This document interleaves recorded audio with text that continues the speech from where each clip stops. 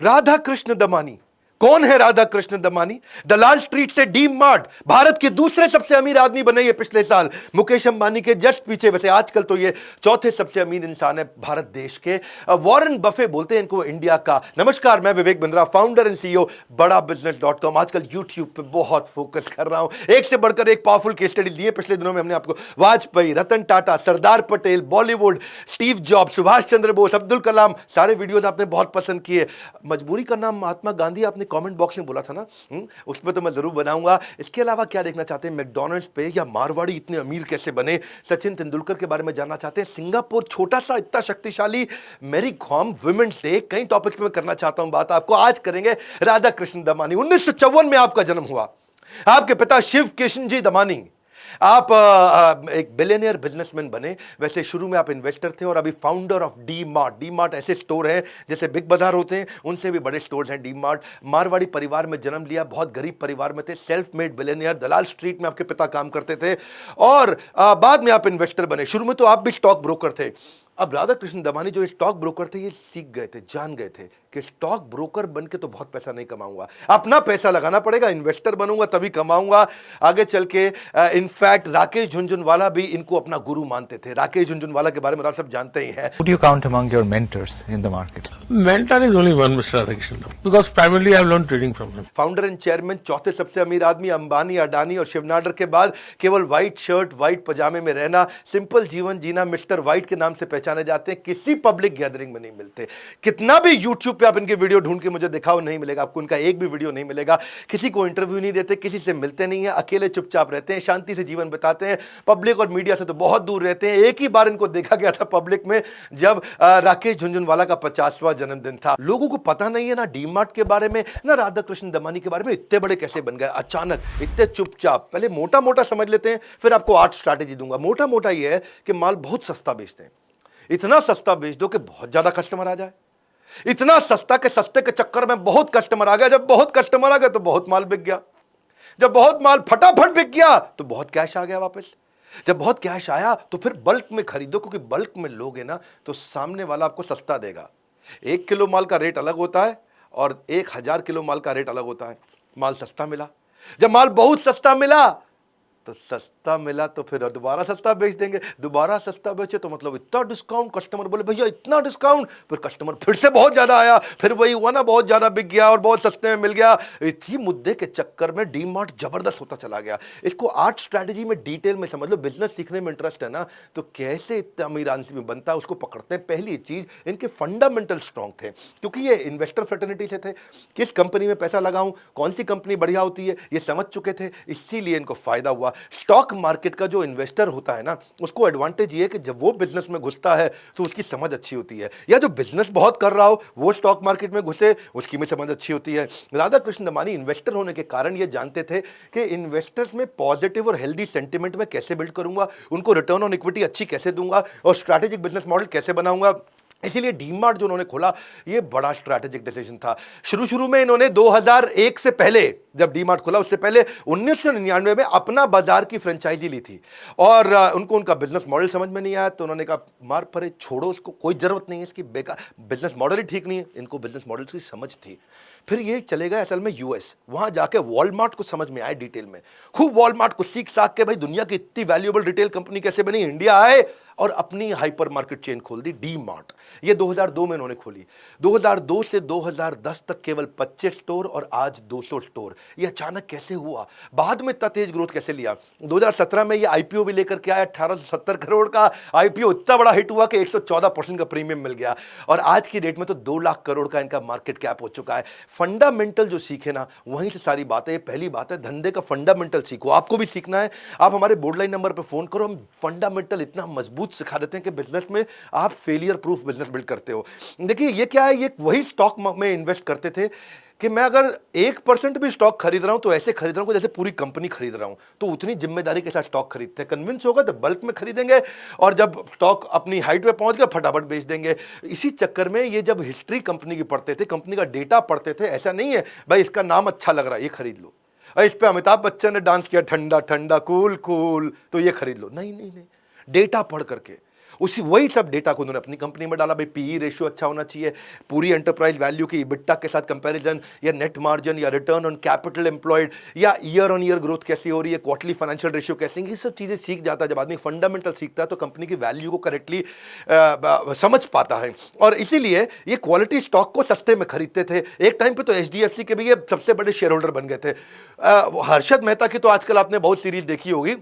हर्षद मेहता के टाइम पे वो स्टॉक प्राइस को बढ़ा करके बेचता था, तो इन्होंने उस टाइम पे उसको उल्टा कर दिया। इन्होंने क्या किया, रिवर्स किया। उसको बोलते हैं शॉर्ट सेलिंग। इसके ऊपर कभी किसी दिन आराम से डिटेल में बताऊंगा कि नॉर्मली क्या होता है। हम शेयर खरीदते हैं, जब उसका भाव बढ़ता है तो बेचते हैं। इन्होंने उसको रिवर्स कर दिया। ये समझ गए थे हर्षद मेहता भाव बढ़ाया जा रहा है, तो जब भाव बढ़ गया तो बेच दिया। उस समय पहले बेच दिया, सस्ता होने पे खरीद लिया। इसको बोलते हैं उल्टा। ये आदमी छुपा हुआ है, कंपनी भी छुपी थी। इसके बारे में जानने में मजा बहुत आएगा, कैसे इतना अमीर बना। दूसरी स्ट्रैटेजी स्लॉटिंग फीस। आसान करके समझाता हूं आपको। स्लॉटिंग फीस मतलब एक स्लॉट, कोई आकर के जैसे समझो कोई मैन्युफैक्चरर साबुन बनाता है, वो बोलता है भैया डीमार्ट मेरा साबुन बेच दो अपनी दुकान पे। डीमार्ट कहता है तेरा साबुन बेचना है, मुझको बेच दूंगा। कितने का देगा साबुन? वो कहता है 100 रुपए का साबुन ले लो। लेकिन इस शेल्फ पे रखने का किराया दूंगा तुझसे, ये स्लॉट है ना, ये तेरे को दे देता हूं, इसका किराया भी लूंगा। तो वो जब सामने वाले से किराया भी ले लेता है, ये एक लमसम फीस होती है। जो रिटेल में शेल्फ स्पेस है ना, ये बड़ी महंगी कमोडिटी हो गई है आजकल, क्योंकि वो उसका साबुन बीच में रखता है सामने, लोगों को आते ही आई लेवल पे साबुन दिखता है उनका, तो साबुन ज्यादा बिकता है। इसलिए सब लोग चाहते हैं कि मेरे को बढ़िया जगह पे अपना माल रखने दो, मेरे को अपना चिप्स ऐसी जगह पे रखो डीमार्ट के आते ही आदमी मेरा चिप्स पहले उठा ले। अब उसका ये पहले समझो, एक रिटेलर जो डी मार्ट है वहां पे उसके मार्जिन बहुत कम है, तो किसका माल रखूं जिस पे ज्यादा कमाऊंगा, ये डी मार्ट के हाथ में होता है। तो उन्होंने कहा भैया अगर तेरा माल मुझे रखना है, तेरे चिप्स अगर मैं डी मार्ट में बेचूंगा, तेरा साबुन में बेचूंगा, तेरा शैम्पू में बेचूंगा, मैं सामने रखने का जगह पे किराया भी लूंगा। और फिर उसी किराए का ये इस्तेमाल करता है कि सेलिंग प्राइस को मार्केट प्राइस से नीचे ले आता है, क्योंकि इसको स्लॉटिंग फीस मिल जाती है। समझो बाजार में जो चीज सब जगह 100 रुपए की मिल रही है, तो इसने उससे किराया भी ले लिया, तो इस 100 की जगह 90 में बेच पाता है। और जब ये 90 में बेच पाता है तो कस्टमर इधर उधर कभी नहीं जाता है, क्योंकि इंडियन कस्टमर है वो तो यहीं आएगा। तीसरी strategy, strong control on opex. Opex क्या होता है? ऑपरेटिंग एक्सपेंडिचर, कंपनी को चलाने का खर्चा। भी कंपनी के चलाने के खर्चे को बड़ा कंट्रोल रखते हैं। कैसे रखते हैं? बिल्कुल लो इंटीरियर रखा उन्होंने डीमार्ट का। कभी डीमार्ट आपने मॉल में नहीं देखा होगा किसी बड़े, कभी डीमार्ट में बड़े एयर कंडीशन, बड़े सिस्टम, सोफा टेबल चेयर आराम से बैठे, कुछ नहीं। डीमार्ट में भीड़ होती है। सोम बाजार, मंगल बाजार, बुध बाजार, वीर बाजार, ये उसका थोड़ा इंप्रोवाइज्ड वर्जन है, बस और कुछ नहीं। डीमार्ट सस्ता बेचने के चक्कर में बाकी सारे खर्चे कम रखता है अपने कंट्रोल। तो ये क्या करते हैं, ये कम स्पेस में ज्यादा माल रख देते हैं, और क्योंकि कम स्पेस में ज्यादा माल रखा तो और स्पेस बच गया, तो वहां पे और ज्यादा माल रख दिया। बिलिंग काउंटर भी कम रखते हैं, लोग लाइन में लगने को तैयार हैं। ये कहते हैं बिलिंग काउंटर भी कम रखो। जब बिलिंग काउंटर कम है तो मशीन भी कम लगेगी, मशीन कम है तो मैन पावर भी कम लगेगी, सिस्टम भी कम लगेगा और खर्चा बच जाएगा। पूरा लो मेंटेनेंस का इंटीरियर रखते हैं। डी मार्ट, आप शॉपिंग एक्सपीरियंस के कारण डी मार्ट को नहीं जानते, आप ह्यूज डिस्काउंट के कारण डी मार्ट को जानते हैं। वही इनका मेन फोकस रहता है। और ज्यादा कोई बड़े अप्लायंस भी नहीं रखेंगे, अप्लायंस भी ऐसे लेंगे तो ज्यादा स्पेस नहीं लेगा। स्टोरेबल फूड आइटम बेचते हैं ज्यादा। स्टोरेबल फूड आइटम क्या है? जो पीछे इनके सस्ते वेयरहाउस में पड़ा रहे, जब खाली हो तो आगे लाके रख दें उसको। तो क्या है? सस्ता वेयरहाउस मतलब और कम किराया है इनके लिए। तो स्टोरेबल फूड आइटम्स, ऐसा नहीं है कि रेगुलर फूड आइटम बेचेंगे, क्योंकि उसमें तो मार्जिन कम है। अब स्टोरेबल फूड आइटम है, अगर मार्जिन कम है लेकिन वो फटाफट बिकता रहता है, तो इन्वेंट्री टर्नओवर का बेनिफिट मिलता है। फ्रेश फूड आइटम नहीं रखते, क्योंकि वो वाइड शेल्फ लेगा फ्रेश फूड आइटम, वहां ज्यादा स्टाफ चाहिए मेंटेनेंस के लिए। फ्रेश फूड आइटम क्या है? वो जो रोज खराब हो जाती है, तो उसके चक्कर में इनको रिफिल रेट बढ़ाना पड़ता है, लॉजिस्टिक्स की मेंटेनेंस की कॉस्ट बढ़ जाती है। तो स्टोरेबल आइटम रखते हैं, उससे इनका खर्चा कंट्रोल में रहता है। मेन मुद्दा क्या है? पर स्क्वायर फीट सेल्स कितनी कर देता हूं, हर स्क्वायर फीट पे कितनी सेल्स कर देता हूं। इनको सारे खर्चे कंट्रोल रखने हैं। इनके ऑपरेटिंग खर्चे, इंटरेस्ट का खर्चा तो कर्जा ज्यादा नहीं लेते, डेप्रिसिएशन या टैक्सेस उसको बचा के रखते हैं। सब कुछ 20% के अंदर रखेंगे, और फाइनली 15% 20% के अंदर रख के 5% प्रॉफिट कमा लेंगे। क्योंकि ना ये रिटेल के धंधे में मार्जिन कम होता है, माल जल्दी जल्दी बिकना चाहिए। मैं आपको समझाता हूं, मजा आने वाला है इस केस स्टडी में। एक है डी मार्ट और एक है बिग बाजार। अब फर्क समझना, पूरा गेम चेंज हो जाएगा। इजी कर दूंगा। आप मेरे चैनल पे आए हो ना, आपका टाइम बचाऊंगा और सबसे आसानी से सिखाऊंगा। समझो, पहले डी मार्ट का रेवेन्यू पूरा साल का माल बेचता है ये 24,000 करोड़, ये बेचता है 20,000 करोड़ बिग बाजार, दोनों आसपास है ना, ये 24,000 ये 20,000, लेकिन फर्क देखो, वो 24,000 करोड़ में 1300 करोड़ का प्रॉफिट कर लेता है और ये 20,000 करोड़ में खाली 15 करोड़ का प्रॉफिट कर पाता है। बेचते तो आसपास ही है 24 और 20, लेकिन प्रॉफिट क्या है 1300 करोड़ और केवल 15 करोड़। अब देखो इन्वेंट्री जब साल खत्म होता है इसके पास इन्वेंट्री 2000 करोड़ की रहती है खाली, लेकिन ये भाई 5000 करोड़ की बिग बाजार इतनी इन्वेंट्री अपने पास रख के पड़ा है। इतनी इन्वेंट्री तेरे पास है, जब तू बेच ही नहीं पाएगा तो काम कैसे करेगा? समझो मेरी बात को, ये जो डी मार्ट है ये जब माल बाजार से लेके आता है 30 दिन में बेच देता है। बिग बाजार जब माल बाजार से लेके आता है तो 90 दिन में बेच पाता है। फर्क समझना इस बात का, ऐसे फर्क क्या पड़ता है भाई, 30 की जगह 90 दिन में बेच दो क्या फर्क है? लेकिन तूने अगर इतना माल रखा अपने पास, बाजार में पैसा दिया, माल लिया, इतने दिन तक पड़ा रहा, वो 30 दिन में बेच रहा है, तू 90 दिन में बेच रहा है, इसका मतलब क्या है? 90 दिन की इंटरेस्ट कॉस्ट भी तो आती है भैया। 90 दिन जो मैंने पैसा बाजार में फेंक रखा है और मैं उस पर कमा नहीं पा रहा, 90 दिन बाद कमाऊंगा, उसका नुकसान है। यही दिक्कत आती है। और दूसरी बात क्या है कि ये बाजार में ज्यादा उधार लंबा नहीं रखता है। डी मार्ट जो है, डी मार्ट को बाजार में खाली 20 करोड़ लेने हैं और फ्यूचर रिटेल यानी बिग बाजार को 700 करोड़ रुपए लेने हैं। इसका मतलब क्या है भाई, एक तो तेरा खाली 15 करोड़ का प्रॉफिट और 700 करोड़ रुपए तेरा बाजार में पड़ा हुआ है। 15 करोड़ तेरी जेब में है, 700 करोड़ तेरा बाजार में फैला हुआ, तो पैसा ही नहीं उठा पा रहा अपने बाजार से। और ट्रेड पेबल को समझो आप, इजी करता हूं, बहुत मजा आएगा आपको। ट्रेड पेबल क्या है कि डी मार्ट 1300 करोड़ के प्रॉफिट में खाली 400 करोड़ बाजार में देना है, इसको देना है, ये जल्दी जल्दी दे देता है। लेकिन वहां बिग बाजार प्रॉफिट है 15 करोड़ का और बाजार में इसने 5,500 करोड़ देना है। प्रॉफिट है 15 करोड़ का, बाजार में 5,500 करोड़ अभी देना है। ये फर्क समझिए कि मेरी जेब में पैसा है नहीं, दूंगा कैसे लोगों को? जब पैसा ही 15 है और 5,500 देना है, कहां से दूंगा? इसका मतलब बिग बाजार पे हमेशा कैश कम रहता है, इसलिए उसको लोन लेना पड़ता है, इसीलिए उसकी इंटरेस्ट कॉस्ट ज्यादा होती है। और जब ये बाजार को टाइम से देगा ही नहीं पैसा, तो बाजार भी इसको सस्ता माल नहीं देगा। अरे बिग बाजार को माल मत दो भैया, डी मार्ट को दे दो, पैसे टाइम से आ जाते हैं। यही चक्कर है कि जब ये 2017 में थे ना, 2017 में इसका 600 रुपए का शेयर था, आज 4 साल के बाद 3,000 रुपए का हो गया। और उसका 2017 में 250 रुपए का शेयर था अपने बिग बाजार का, आज 75 रुपया रह गया। ये फंडामेंटल्स जानते थे राधाकृष्ण दमानी, क्योंकि ये इन्वेस्टर थे, फंडामेंटल जानते थे। 600 रुपए से शेयर मार्केट में अपने प्राइस को जब 3,000 तक पहुंचाया तो इन्वेस्टर को 5 गुना का फायदा हुआ। और ये 250 से गिर के आज 75 रह गया, यानी केवल 1/3 रह गया। यही कारण है कि इसका मार्केट कैप बढ़ा। आज ये इतने अमीर कैसे बने? आपके मन में आता होगा ना भाई, इतने अमीर कैसे बने, इतने अमीर कैसे बने? कंपनी की वैल्यू बढ़ गई। इनकी कंपनी बन गई 2 लाख करोड़ की, क्योंकि फंडामेंटल अच्छे थे। इनकी कंपनी रह गई खाली 4,000 करोड़ की। 4,000 करोड़ और 2 लाख करोड़ बहुत फर्क है ना? ये फंडामेंटल जब अच्छे रखोगे ना, जब आप फंडामेंटल सीख जाओगे बिजनेस के, तो फेलियर प्रूफ बन जाएगा। रियल बिजनेस किया राधाकृष्ण दमानी ने, है जी। इनके इतने गरीब थे, मुंबई में एक कमरे से निकले थे और आज भारत के दूसरे या चौथे, कभी दूसरे कभी चौथे, आजकल चौथे नंबर पे चल रहे हैं, चौथे सबसे अमीर आदमी हैं। आप फंडामेंटल सीखो, हम आपको सिखाते हैं ना, working capital, finance for non finance, legal, execution कैसे करते हैं, ऑपरेशंस कैसे बिल्ड होगा, ईआरपी की टेक्नोलॉजी, $0 मार्केटिंग, बिजनेस ऑटोमेट कैसे होगा, स्टार्टअप कैसे शुरू करते हैं, fund raise, how to sell, human resource, e commerce, business के बारे में सब कुछ सिखाना, आसान भाषा में, Hindi videos, customer service, hand holding support, passive income, export import, customer relationship management, debt management, stock market, ये सारे कोर्सेज हम आपको सिखाते हैं जिससे आप ग्रोथ लेते हैं। चलो वापस आते हैं डी मार्ट पे फिर से। चौथा स्ट्रैटेजी क्या है? Partner with the partner. Partner के साथ पार्टनरशिप पूरी निभा लो ताकि परचेज प्राइस हमेशा ही कम रहे। देखो 2 तरह के डिस्काउंट लेते हैं। तू तेल साबुन शैंपू बेचता है, मैं डी मार्ट में तेरा सारा माल बेच दूंगा, लेकिन मेरे को 2 डिस्काउंट चाहिए।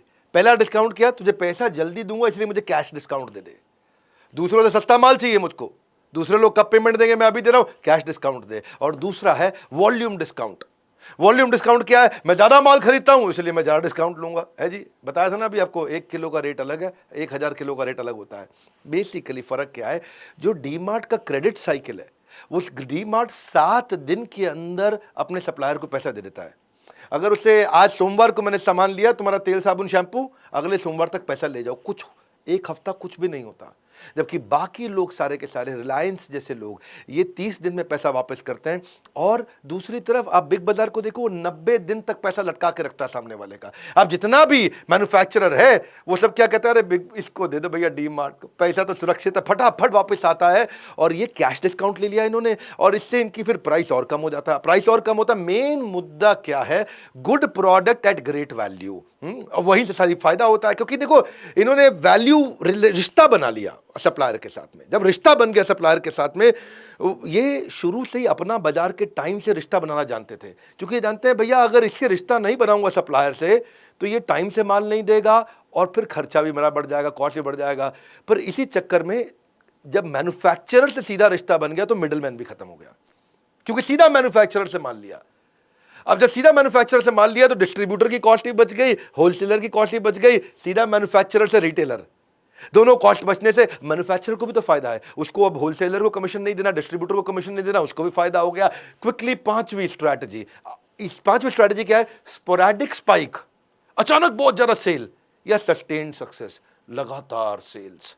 दोनों में बड़ा फर्क है। स्पोरैडिक मतलब ऊपर नीचे, जैसे बिग बाजार में होता है 26 जनवरी पे बहुत सेल हो गई, 15 अगस्त पे बहुत सेल हो गई, थोड़ा दिवाली के आसपास बहुत सेल हो गई, बाकी टाइम मक्खी मार रहे हैं। डीमार्ट क्या है? पूरा साल सेल चलती है। ये कैसे किया इन्होंने, इसको समझो। देखो पहले अभी तक आपने 3 बड़े मुद्दे समझ लिए। एक, स्लॉटिंग फीस है, पहले ही किराया ले लेते हैं। दूसरा, ऑपरेट करने के खर्चे को कम रखा, बड़ा जबरदस्त एयर कंडीशन वो सब नहीं, बहुत भीड़ आती है इनके पास, बड़ा सिंपल सा अंदर से रखा है डीमार्ट को, वहां से पैसा बचा है। 2 चीजें। और तीसरा, माल सस्ते में खरीदते हैं, वहां से पैसा बचा है। अभी 3 जगह से जब पैसा बचाया तो पैसा बचा है, इसलिए परमानेंट डिस्काउंट पूरा साल। वन मोर टाइम, दूसरों की तरह नहीं 26 जनवरी 15 अगस्त को डिस्काउंट देंगे, परमानेंट डिस्काउंट पूरा साल। अब ये लो प्राइस जो है ना, ये रियल एज बन गई डीमार्ट की। अब लो प्राइस से ज्यादा फुटफॉल, ज्यादा फुटफॉल से ज्यादा सेल्स से मैन्युफैक्चरर फिर कहता है भाई मेरा माल सारा का सारा डीमार्ट ही बेचता है, भैया तुम इतना ज्यादा माल मेरा बेच देते हो, तुम ही ले लो यार, तुम ही ले लो माल। उस चक्कर में ये पूरे लो कॉस्ट बिजनेस मॉडल को सपोर्ट मिला, इसीलिए फंडामेंटली मजबूत हो गया। आप कस्टमर को समझना, इनका वो कस्टमर है जिसका बजट नहीं है पर टाइम बहुत है। वो कहते हैं डीमार्ट में भीड़ ज्यादा है, मुझे कोई दिक्कत नहीं है, लाइन में लगना पड़ता है, मुझे कोई दिक्कत नहीं, माल तो सस्ता मिलता है ना। अब 30, 40, 50, 60, 70 हजार रुपये महीना कमाने वाले आदमी के पास टाइम होता है, संडे को पूरी छुट्टी मिलती है, पूरा टाइम लगाने को तैयार है। लेकिन जिसका बजट ज्यादा है लेकिन टाइम बिल्कुल नहीं है, वो शॉपर स्टॉप पे जाता है। तो ये कस्टमर को पहचान गए थे। इन्होंने क्या किया, लो प्राइस, अच्छा इतना कम प्राइस होने के कारण साइकोलॉजी क्या होती है, सस्ता मिल रहा है, सस्ता मिल रहा है, अरे ज्यादा खरीद लो, अरे और ले लो, अरे एक बार में ले लो, अरे खूब माल ले लो। इससे साइकोलॉजी बन जाती है। क्योंकि ना आदमी बहुत दूर से इनके स्टोर पे आता है, महीने में 1 बार 2 बार आता है, तो जबरदस्ती ज्यादा माल इसी चक्कर में खरीद जाता है, साइकोलॉजी में घुस जाता है। सब आती है छठी strategy, go local, high inventory turnover with local items. इन्होंने क्या किया, क्योंकि इंडिया है डाइवर्स कंट्री, यहां पे लोगों का रीजनल प्रोडक्ट में भी बड़ा इंटरेस्ट होता है कई बार। तो डीमार्ट क्या करता है, जो उस इलाके की स्पेशल आइटम है उसको जरूर रखता है। अगर किसी भी रीजन का कोई स्पेशल आइटम है, यहां पे ये छोटी कंपनी है भले ही, लेकिन इसका माल बहुत बिकता है, उसको जरूर ले लेता है। अब लोकल दुकानदार के पास आने जाने की जरूरत ही नहीं रही। भाई मान लो माधुरी नमकीन अचार पापड़ है, वो कोलकाता में बहुत चलता है, ये रख लेगा। हीरालाल नमकीन अचार पापड़ राजस्थान में बहुत चलता है, ये रख लेगा। जेठाबाई मसाला पापड़ मध्य प्रदेश में फेमस है, तो ये रख लेगा। XXX washing powder detergent soap Telangana में बहुत फेमस है, तो रख लेगा। शिवोहम चिप्स नमकीन ये बिस्किट ये कोलकाता में बड़ा फेमस है, रख लेगा। नंदी फ्राइम्स पापड़ साबुदाना ये कर्नाटका में बहुत फेमस है, तो ये रख लेगा। 7वीं स्ट्रैटेजी, ई कॉमर्स बहुत आया फिर भी बचे रहिए। ई कॉमर्स ने बहुत मार्केट को खराब किया, ऑनलाइन लोगों ने ऑर्डर करना शुरू किया, ये बचे रहे। उसका कारण क्या है, audience suited for brick and mortar. इन्होंने वही ऑडियंस के लिए अपने हाव भाव वेशभूषा, अपने ब्रांड को उन्हीं ऑडियंस के लिए बनाया जो खरीदेगा ही दुकान पे आके। क्यों, इनकी ऑडियंस कौन है, इनकी ऑडियंस है middle class and lower middle class. उसको आज भी ऑनलाइन खरीदने की आदत नहीं है। ऑनलाइन कौन खरीदता है, दिल्ली, हैदराबाद, बैंगलोर, पुणे, मुंबई या बहुत बड़े शहरों के लोग ऑनलाइन ज़्यादा खरीदते हैं। ये छोटा अमीर आदमी नहीं, एवरेज आदमी, उसको क्या चाहिए, एक्सीलेंट प्रोडक्ट मिल जाए, ब्रांडेड क्वालिटी मिल जाए, लो कॉस्ट पे मिल जाए, वो वाला कस्टमर बेस इनके पास आ गया। अब DMart is operating majority of business in सारा ब्रिक एंड मॉर्टर। हालांकि इन्होंने ऑनलाइन की तैयारी करी, पर जो लो इनकम ग्रुप है वो आज भी ऑनलाइन नहीं जाता, और इसी चक्कर में जब सबको नुकसान हुआ, डीमार्ट हमेशा बचा रहा। 8वीं स्ट्रैटेजी बहुत जबरदस्त है, मजा आ जाएगा। मैं तो डीमार्ट बताने में ना दिल खुश हो जाता है। ऑर्गेनिक एक्सपेंशन, राधा कृष्ण दमानी असली बुद्धिमान थे, शुरू में कोई जल्दी नहीं करी, रियल बिजनेस बनाया, रियल बिजनेस। कोई जल्दी नहीं करी शुरू में, एकदम धीरे धीरे चले। पहले उन्होंने क्या किया, मैं सारे के सारे सप्लाई चेन को कंट्रोल कर लूं, मैं प्रॉफिटेबिलिटी को कंट्रोल कर लूं, हर स्टोर को पहले प्रॉफिटेबल बना दूं, बाद में एक्सपैंड करूंगा। इसलिए वो पूरा कंट्रोल लेकर के आए। पूरे 17 साल में आज तक एक भी साल ऐसा नहीं गया जब डीमार्ट ने प्रॉफिट नहीं बनाया हो। आज तक एक भी इनका स्टोर बंद नहीं हुआ। आज तक इनका एक भी स्टोर में सामान स्टॉक कम नहीं पड़ा। आज तक एक भी स्टोर इंडिविजुअली कभी लॉस नहीं किया। ये कैसे किया इन्होंने? अब आते हैं असली गेम चेंजर। एक और 80% स्टोर इनके खुद के हैं, यानी कि वो प्रॉपर्टी इनकी खुद की है। ये कोई भी स्टोर को शहर के अंदर नहीं खरीदते, थोड़ा बाहर खरीदते हैं, सस्ती प्रॉपर्टी पे खरीदते हैं, ताकि थोड़ा दूर तक आदमी आए। वो तभी आए जब वो बहुत सारा सामान लेना हो उसको। ये भी इनकी स्ट्रैटेजी है। गली मोहल्ले की दुकान तो आदमी पास में थोड़ा सा ले आता है, इनके पास जब आता है सस्ता देखता है, दूर तक आता है, बहुत ज्यादा लेता है। मुद्दा क्या है, ये कर्जा नहीं लेते तो इनके फाइनेंशियल स्ट्रांग होते हैं। अब इनकी प्रॉपर्टी खुद की है तो वहां रेंट नहीं देना, रेंट नहीं देना तो रेंट का आउटफ्लो नहीं होता। इतना बड़ा एरिया उसका रेंट नहीं जाएगा तो कैश फ्लो इनका मजबूत रहता है। और यही सारे पैसे को ये अपने स्टोर को दोबारा खरीदने में इस्तेमाल करते हैं। सबर्बन एरिया में है, जमीन सस्ती पड़ेगी। जिन दिनों 2002, 3, 4 में प्रॉपर्टियां सस्ती रही, तब शुरुआत इन्होंने करी थी। पहले 8 साल में 25 स्टोर खोले, अगले 8 साल में 175 स्टोर खोले। आप सोचोगे कि भाई ये सारे के सारे स्टोर खुद के खरीदे, मेरे पास तो पैसे नहीं, मैं कैसे करूं? सीखने की बात है। मेरे चैनल पे आए हो, सीखोगे। आप ऐसे समझो कि अगर राधा कृष्ण दमानी कोई स्टोर खोलते हैं और खोलने में 3 लाख रुपए लगता है, तो उन्होंने पहला स्टोर 3 लाख रुपए लगा के खोल लिया और हर साल वो स्टोर 1 लाख रुपए बचा के देता है मुझको। तो पहले साल उस स्टोर से 1 लाख मिला, दूसरे साल 1 लाख और मिला, तीसरे साल 1 लाख और मिला। तो 3 साल के बाद जाके इनके पास 3 लाख रुपए फालतू बचे। तब जाके इन्होंने दूसरा स्टोर खोला, क्योंकि अब 3 लाख रुपए बचे। नया स्टोर खोलने में 3 लाख लगते थे। अब टोटल कितने हो गए जी? 2 हो गए पहले साल में। फिर 3 साल के बाद 2 स्टोर हुए, आराम से खोले। अब 2 स्टोर हो गए और कितना बचता है जी? 1 लाख रुपए हर साल बचता है। अब 2 स्टोर का मिला के जब 1-1 लाख बचता है तो 1.5 साल में 3 लाख रुपए हो गया। अब 1.5 साल के बाद इनके 3 स्टोर हो गए, क्योंकि पैसा बचाते थे फिर नया लेते थे। अब 3 स्टोर है, हर साल एक स्टोर 1 लाख देता है। तो अब एक ही साल के अंदर जब तीनों ने 1-1 लाख दिया तो 3 लाख रुपए हो गए, तो खुल गया इनका चौथा स्टोर। ऐसे करते करते इन्होंने, जब इनके स्टोर बढ़ गए और इनके 50 स्टोर हो गए, और 50 स्टोर 50 लाख रुपए अगर कमा के दे रहे हैं मुझको, तो कम से कम 16 स्टोर उस साल खुलेंगे। इसीलिए इनके शुरुआत में इन्होंने कम खोले, बाद में इन्होंने बहुत तेज खोले, क्योंकि जो पैसा कमा के लेके आते थे उसी से खरीद लेते थे। तो ना बाद में हमारे को देना है किसी को रेंट, और ना बाद में किसी को लोन का देना इंटरेस्ट। इससे हो गया ऑर्गेनाइजेशन और मजबूत। ये जानते थे कि over a period of time growth आएगी, तभी तो 2002 के बाद 2017 में आईपीओ लॉन्च किया। शुरू में नहीं किया, पूरी वैल्यू बिल्ड करी। यही बात है कि जब 2009 की में इसकी जो सेल्स थी वो केवल 600 करोड़ थी, और आईपीओ के टाइम पे ये 12,000 करोड़ हो गई। 2009 में इनका प्रॉफिट खाली 5 करोड़ था, आईपीओ के टाइम पे ये 500 करोड़ हो गया। ये है वैल्यू बिल्ड करना अपने बिजनेस के अंदर। फंडामेंटल मजबूत है तो आदमी कुछ भी कर सकता है। यही हमने कुछ नहीं छोड़ा फंडामेंटल सिखाने के लिए। ये हमने ना इसी पे समय लगाया आज तक सारा।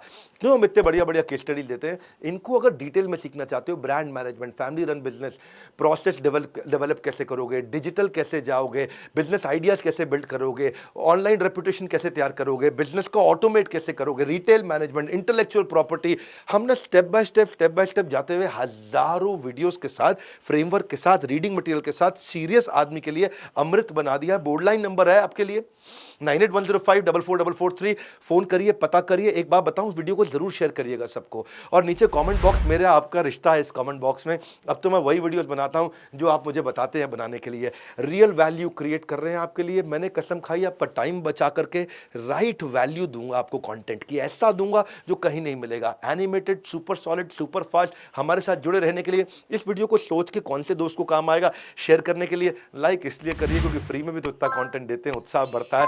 अगर नए आए जरूर सब्सक्राइब करिए। हमारे साथ जुड़े रहने के लिए आप सबका हृदय की गहराइयों से प्रेम पूर्वक मुस्कुराहट से धन्यवाद।